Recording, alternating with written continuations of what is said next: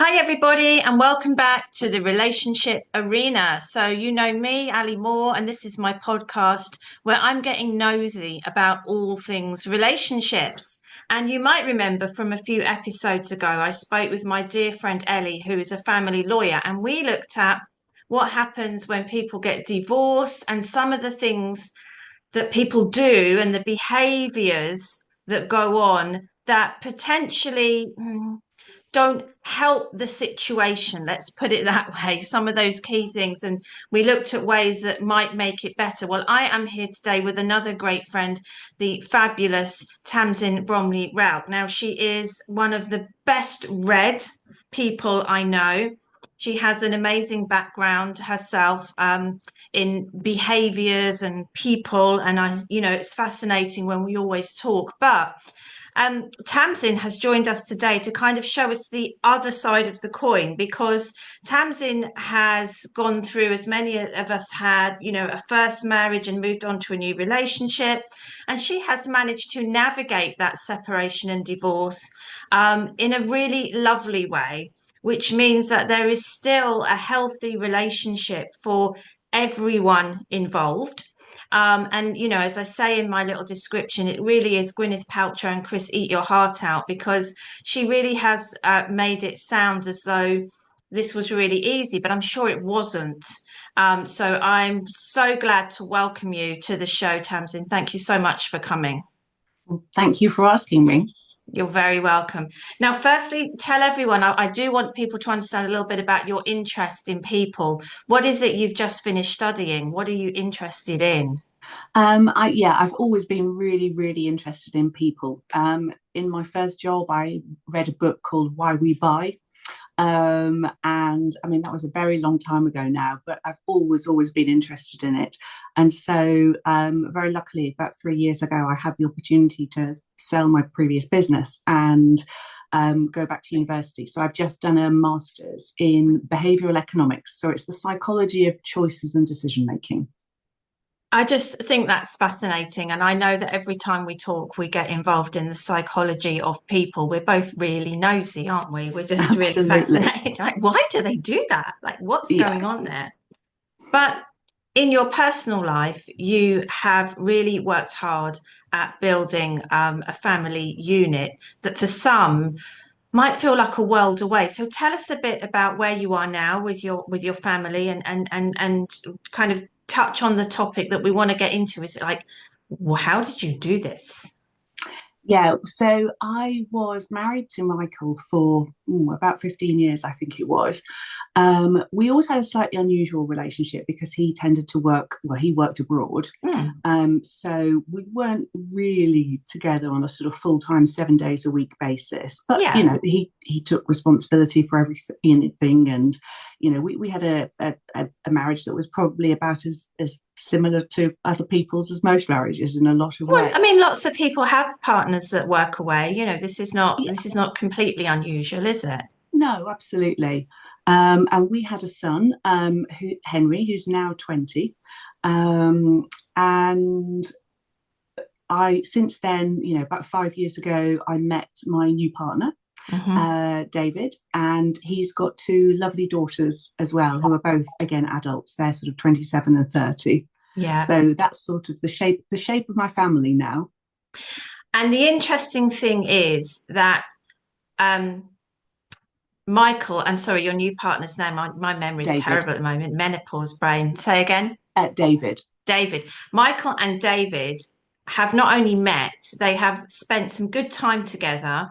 And Michael has visited you and visited your son, and actually people get on well.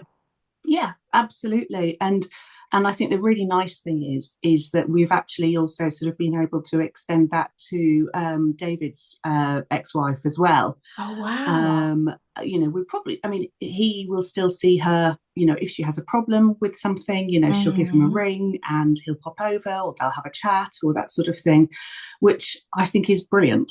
And to be fair, it probably is a part of having a good relationship with your ex in a new relationship is that your new partner can be happy with that as well and sees the benefits of it for everybody. Yes, and I want to talk about that in a little while, but let's go back to, firstly, I think that's fabulous, but I know lots of people will be listening and going, I don't see how that's possible. You know, things were so awful between us. You know, we don't really have a relationship. So you and Michael obviously decided at some point to go your separate ways. You do have a child together.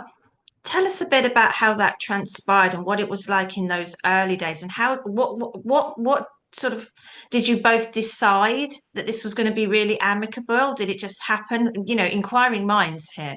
Yeah, absolutely. Yeah, we definitely both took a conscious decision. I think it helped that it was largely a sort of mutual decision. I'd sort of said, I thought things weren't working. We did a period of counselling, which I would absolutely recommend to anybody because the communication that helped Yeah, enormously yeah. through the whole process. And then a bit later on, he said, look, he didn't think it was working. So yeah, it's always going to be really sad because it means that you're not going to have the future that you thought you were going to have. But then on the other hand, if it's not working, Mm, um, I think it doesn't necessarily mean that anybody's failed or anybody's done anything wrong. Or I mean, obviously that's happened in some relationships, and in some mm. relationships, some of that, if you've had really, in inverted commas, bad behavior, Yeah, yeah, you're going to be in a very, very different situation. yeah, yeah. um, but I think, yeah, we both just realised we wanted totally different things in life. Mm. I mean, apart from anything else, we wanted to live in different countries, which is That's a very biggie. fundamental. There you go. Yeah.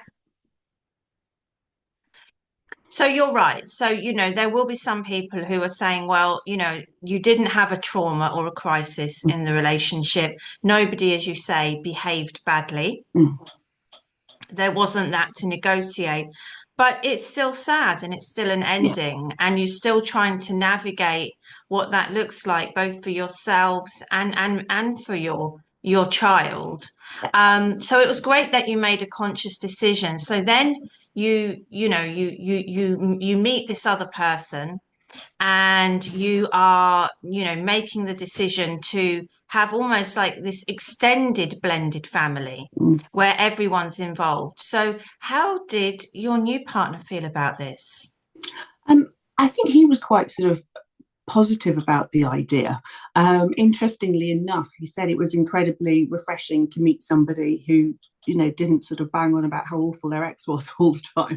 Right. Um, and so I think actually that was a positive that the new relationship benefited from not having some of the sort of bitterness Mm. and the sort of, I don't really like the word, but it's probably the best word, toxicity Toxicity, yeah, yeah. of, a sort of a failed relationship that's still hanging over you like an enormous Mm. cloud. Or I Mm. shouldn't say a failed relationship, an ended relationship. Right, yeah, yeah. Um, and yeah, I think at first he thought it was unusual. I mean, sometimes if I went over to David's house at the weekend, because Michael would have flown over from Germany and he would then borrow my car. So Michael would give me a lift over to David's house. Um, I, Wow. I think Okay. the first couple of times they both thought that was a bit weird, but okay, and probably better than the alternative, which again was still going to be lots and lots of anger and resentment and, yeah, So unhappiness. you said that, you know, David, it sounds like he has a pretty good relationship with his ex Mm, wife as well, but it wasn't perhaps on the level of yours and Michael's, you know, mm. because he did think this was a little bit, you know, different. So how did you kind of help navigate that? What did you decide this was going to look like? What's your kind of nuclear family looking like now? Yeah, I mean, I very much sort of, I am, I do have a tendency to be a bit of a people pleaser and to want to keep Mm, everybody happy without a shadow of a doubt. Um, I think one of the things that David and I absolutely agree on, and Michael does as well, actually, is that when you're communicating or things are happening, trying to focus on the intention behind it. because we Oh, all sort of hmm. cock up and say the wrong things sometimes, or write a text Yeah. that can be interpreted different Hmm. ways, or that sort of thing. And I mean, it was very clear. The previous relationships were over; they weren't Yes. going to be sort of cropping up again. Mm. Um, and they'd been sort of conscious decisions, and that was very clear. And I think sometimes some of the things that can get in the way, like jealousy, or they can be a bit of a choice, Hmm. Hmm. because again, as I know, I think a big part of it is this, that you see what you look for. Oh, yes. Yes. So if you look for positive intentions from somebody, Hmm. and if Hmm. you look for um, you know evidence that they're very focusing on the children, and them being happy and Yeah. settled and contented and that sort of thing, um that actually there are some things that it sounds a bit idealistic, but sometimes you can actually choose to think, right, I'm just not going there. I totally Mm, agree with that. Sometimes people can get really caught up in the drama mm, triangle, can't they? And then when they're in that triangle, they're constantly looking and then they're seeing things that are annoying them or irritating them. And then that breeds another thing. And then we say, it's like every little thing they do then yeah, becomes an issue. Whereas if you're trying to stay in that space of seeing it from their perspective and seeing it yeah, with a positive intention, I guess, when I'm thinking about some of the things that would need to be in place for this to be a smooth transition. So, as you say, both you and David were completely separated. The relationships had ended and time had gone by. yeah, The children were, I think, a bit older, which I yeah, do I do think makes arrangements and flexibility easier. You're not on someone else's schedule, which yeah, can sometimes breed resentment. yeah, Um, and I'm thinking that the ex also has to.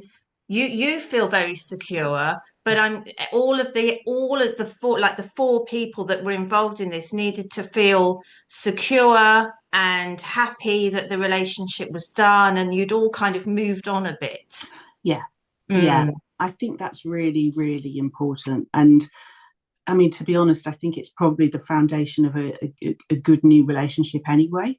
Yes, I But I agree. think it definitely helps, that nobody's thinking, oh, well, maybe they really want to get back together with, or, nobody's feeling, oh, left out or jealous or that sort of thing. Yeah. But again, I think, again, what you focus on helps enormously. So, it's that sort of, actually, what's the purpose of still being Mm. friends? And again, if Mm. you've got kids, if you've got a business, anything like that, there can be such a big purpose and such a big payoff to, if you can still, you might not be going to be best friends, but if you can still feel that you're on the same page, you still want the same things for your child or your Yes. children, or for running a business or that sort of thing. I mean, even just straightforward politeness and Right. civility and And I kindness think goes that's a long such a way. such a good point. And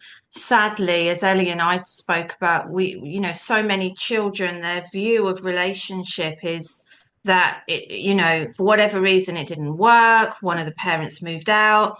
Now they have to kind of almost balance their lives between the children. And, they'll often say that they didn't like going to one parent's house, but Mm, that's more because they want to please the other parent because they don't want to admit that they had a really lovely time over here because they know that they don't get on, and it becomes almost this balancing act for them. And to so for even though the children here were older, you know my parents separated when I was older, wasn't but I was in my late teens, early 20s, and it still rocks you. It's still yeah. it's still like, oh, where's my foundation? What's going on here? Mm, So to see it demonstrated, to mm. see this, you can have a good relationship, this can work, things happen, but we're all still here for you, can be a lovely thing. Yeah, absolutely. And sometimes, we've had something. So, if we've had a problem with, Henry, sometimes, yeah, Michael and I will sort of meet specifically to discuss it Yeah. and decide, how to tackle it. And we've always tried to be very clear that when it comes to the children, the the two parents are the parents and Yeah. the other people are the supporting act. Yeah. And Yeah. but even though, I mean, now obviously, Henry sort of lives with us and that sort of thing. And again, I think, it takes a really strong, well, a really good character Mhm. to sort of be able to live with that, in terms of step parenting. I think that's obviously a really, really hard role. Yeah. And sort of knowing, what do you say, when do you say it, where do you draw the line, and that sort of thing, and being happy to have those discussions in advance. Mm. I think something that maybe helped as well is that when Henry was little, we had au pairs. So Hmm. one of the things we always did with them was sort of sit down and talk, um, and say, okay, well, these are our, if you like, house rules. And they involve things like, if we have to have discussions, we'll have them, you know, and if they're sort of serious discussions, we'll try not to have them in front of a child, Right. or and Yes. effectively we try and present a united front as adults and Hmm. don't criticize each other. And I think that's a big one. I mean, you might say, well, they do things differently, or Hmm. they have a different view to my view, but not to say, oh, well, they're just a rubbish parent, or they're, do you know what I mean? And again, this is a trap that we see people fall into. And normally, because there's a lot of hurt Mm, involved and a lot of resentment, and it can really take time to get to any level of cordial conversation and interaction. But I love that you kind of almost took the rules that you had in your house anyway mm. and applied them to what it would be like when you were separated. So I'm Yeah, guessing you didn't, there must have been times, Tamsin is human, by the way, she is human. And there must have been times, divorce is it's not a great process, right? There are times when it's just frustrating, annoying, irritating, but that sometimes, you do feel emotions and anger, yeah, but you kind of stick by those boundaries that you've put in place. yeah. And I suppose also, what I try to do is to think, well, it's better for me to have these emotions than Yeah. to pass them on to a child. Uh-huh. So it's almost like, I'm big and strong, and it might be horrible, but I can take it. Yes. So it's my, and this situation is, down to the adults here as well. Mm-hmm. And it's Mm-hmm. almost, I've got to sort of, put my big girl pants on. I do like big pants. They are the best pants, by the way. Absolutely. Absolutely. You've become a grown woman when you no longer feel the need to do the fashionable, piece of string. Like, no, thank you very Absolutely. much. I think it's that thing, isn't it, where it's sort of, yeah, just trying in your head. And yeah, don't get me wrong, I have times. I think the other thing that always helps is waiting, Mm. and not firing off an instant response Oh, or yes. reacting really quickly, and saying, okay, I need to stop here, and I need to think about it, and I need Yes. to calm down and try and find alternative perspectives about what the intention might be, or the feelings behind this might be.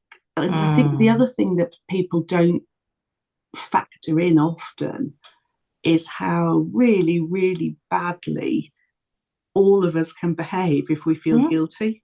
Mm-hmm. Oh, yeah, that's a great point.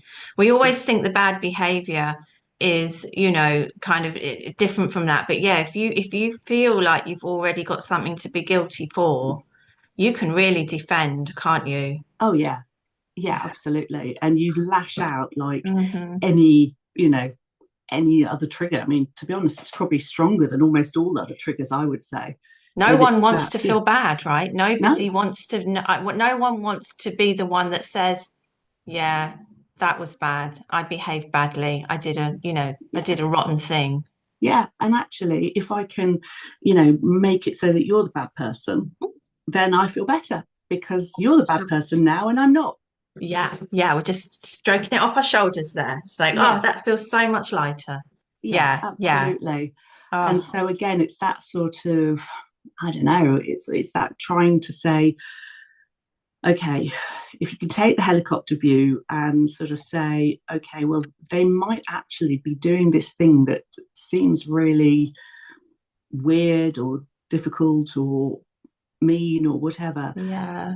because they feel guilty Mm-hmm. Mm-hmm. or because they've had a bad day or because they're stressed or and let's face it as well, most of us actually, especially if you're communicating over like written things, text messages or things like that, I mean, most of us have written messages and sent them and not really realized that they could be interpreted in a really different way.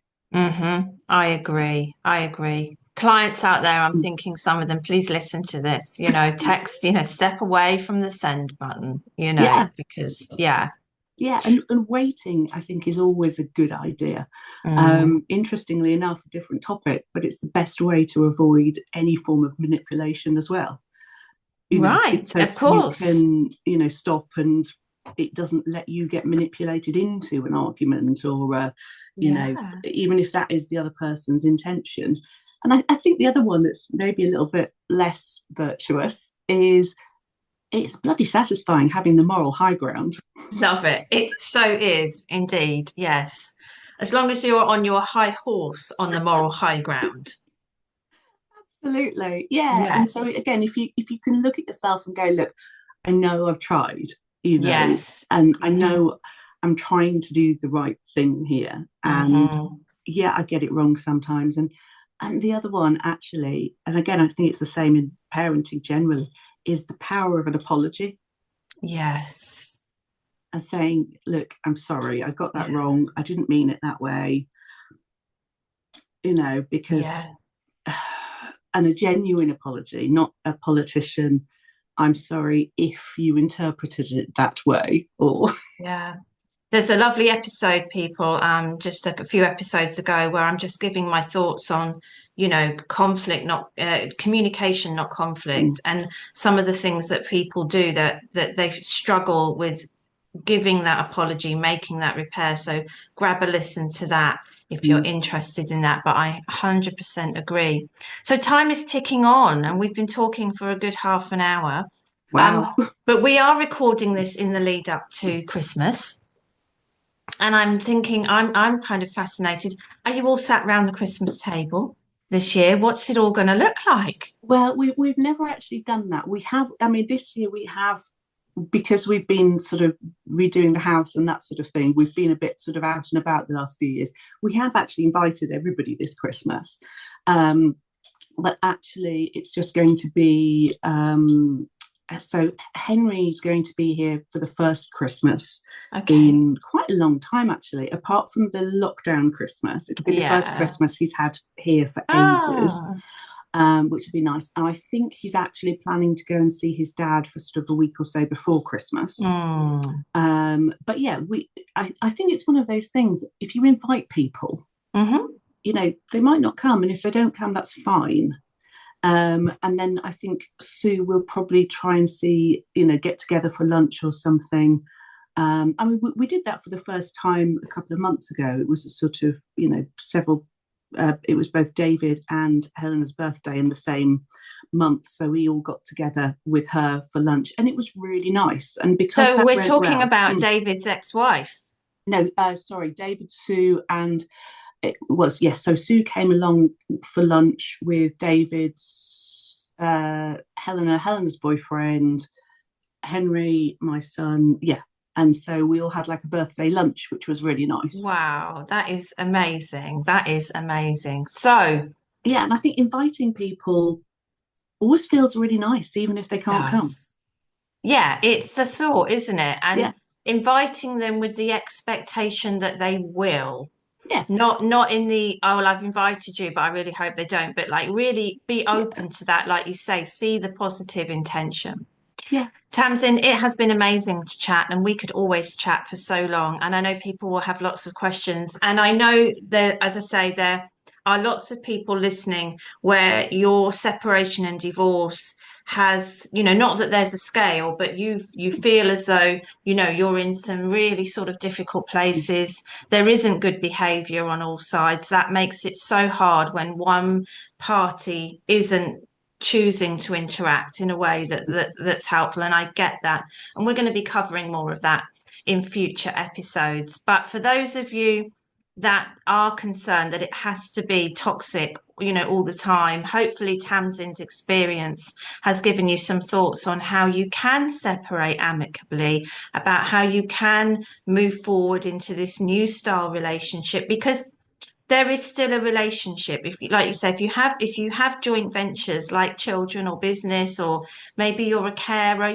there's lots of reasons why people stay connected. Even pets nowadays, people have shared ownership of pets. Then one relationship has ended, but there is still a relationship to be had. So navigating that is so important. So we hope you've enjoyed that glimpse into how it could be for you. If you have a topic you'd like us to cover, I am nosy enough to go and find people that can talk about that. And also, if you have a story, a relationship story that you would like to share, then do get in touch, and you could find yourself here with me in the relationship arena. Thank you once again, Tamsin, for being here. And I wish everyone a wonderful rest of the week. Take care, everybody.